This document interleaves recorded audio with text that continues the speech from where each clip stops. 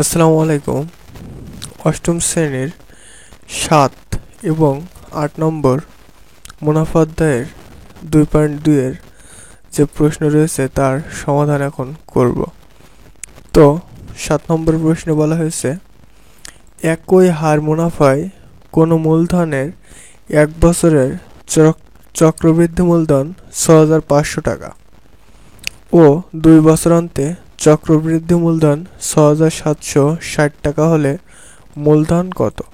তো আমাদের মার্ক করতে হবে যেটা চেয়েছে, অর্থাৎ মূলধন। তো আমরা ফার্স্ট অফ অল ১ বছরের মূলধন, যেহেতু আমাদের মূলধন চেয়েছে, সি সমান সমান ৬,৫০০। ২ বছরান্ত মূলধন সি সমান সমান ৬,৭৬০ টাকা। এখন আমরা জানি সি সমান সমান P1 প্লাস আর তার এন। সূত্র মতে সির মান কত? ৬,৫০০। প্রথমটাই P1 প্লাস আর তার পাওয়ার 1, সময় যেহেতু ১ বছর এখানে দেওয়া রয়েছে, তো এটা হচ্ছে ১ নম্বর সমীকরণ। তো এটা এই পাশে নিয়ে আসলাম, এটা এই পাশে নিয়ে আসলাম। তো এটা ১ নম্বর সমীকরণ। ২ নম্বর সমীকরণও সেই সেম। ২ নম্বর সমীকরণে কত? মূলধন ৬,৭৬০ টাকা, চক্রবৃদ্ধি মূলধন। তো সেই সেম টু সেম পাতালাম ৬,৭৬০ এবং সির যে সূত্রটা P1 প্লাস আর পাওয়ার 2। তো সময় এখানে যেহেতু ২ বছরান্তে, তাই এখানে ২ হয়েছে। তো এরও সমীকরণ same to same, P1 plus R power 2। এটা এই পাশে নিয়ে আসলাম এবং এটা এই পাশে নিয়ে আসলাম। এটা ২ নম্বর সমীকরণ। এখন ২ নম্বরকে ১ নম্বর দ্বারা ভাগ করে পাই। তো এখানে ভাগ করলে P1 প্লাস আর এবং P1 প্লাস আর 1 প্লাস আর। তো এখানে যদি ভাগ করা হয় P1 প্লাস আর এবং P1 প্লাস আর দুইটা কেটে যায়। তো আমি একটু সিম্পলি বোঝাই। এই মনে করেন ভাগ মানে এই যে দাগ, এবং এখানে এটা কন্ট্রোল সি কন্ট্রোল ভি এবং এটা। তো এই দুইটার ভিতর যদি আমরা ভাগ করি,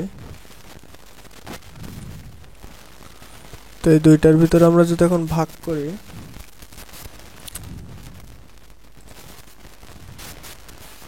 তো এখানে এইটা আর এইটা কেটে যায়, থাকছে কি 1 প্লাস আর। তো এখানেও সেই সেম টু সেম, সরি এবার এটা মুছে দিই। তো এখানেও সেই সেম টু সেম 1 প্লাস আর রয়েছে এবং 6500 ভাগ ৬,৭৬০। যেহেতু এটা প্রথমে আসবে, ২ নম্বরকে ১ নম্বর দ্বারা ভাগ করি। তো ৬,৭৬০ আর ৬,৫০০। তো আশা করি ভাগ করার নিয়মটা বুঝেছেন। যারা বোঝেননি আরেকবার টেনে দেখে নেবেন। এরপরে 1 প্লাস আর, এটা আমরা কাটাকুটি করব ২০ দিয়ে। তো ৬,৭৬০ যদি আমরা ২০ দিয়ে কাটি তাহলে ৩৩৮, এবং ৬,৫০০ যদি ২০ দিয়ে কাটি তাহলে ৩২৫। তো আমি দেখিয়ে দিই কিভাবে কাটবেন। ৬,৭৬০ এখানে ৬,৭৬০ ভাগ ২০, তো কত বেরোচ্ছে? ৩৩৮। এই যে ৩৩৮, এবং ৬,৫০০ ২০ দিয়ে ভাগ করলে ৩২৫ বেরোবে। তো এখন এর পরের লাইনটা হচ্ছে 1 প্লাস আর ৩৩৮/৩২৫। তো এইটা যেহেতু ভাগ হিসেবে রয়েছে, আমি ৩২৫টা এই পাশে নিয়ে আসলাম।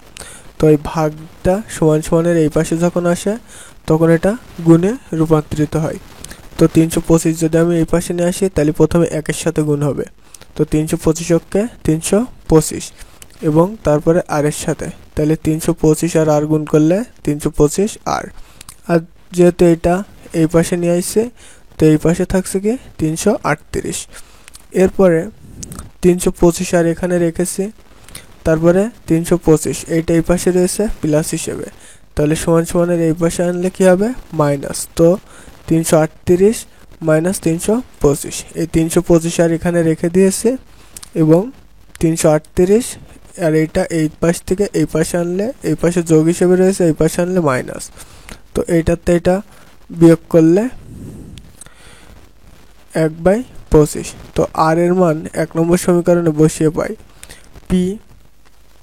তো 1 নম্বর সমীকরণ ছিল আমাদের এটাই আর এর মান বসিয়ে পাই P1 প্লাস 1/25 সমান 6500, P 26/25 সমান 6500, 26P সমান 6500 গুণ 25। আবার অতএব P সমান এটা ক্যালকুলেট করলে 6250, অতএব মূলধন 6250 টাকা। এরপরে 8 নম্বর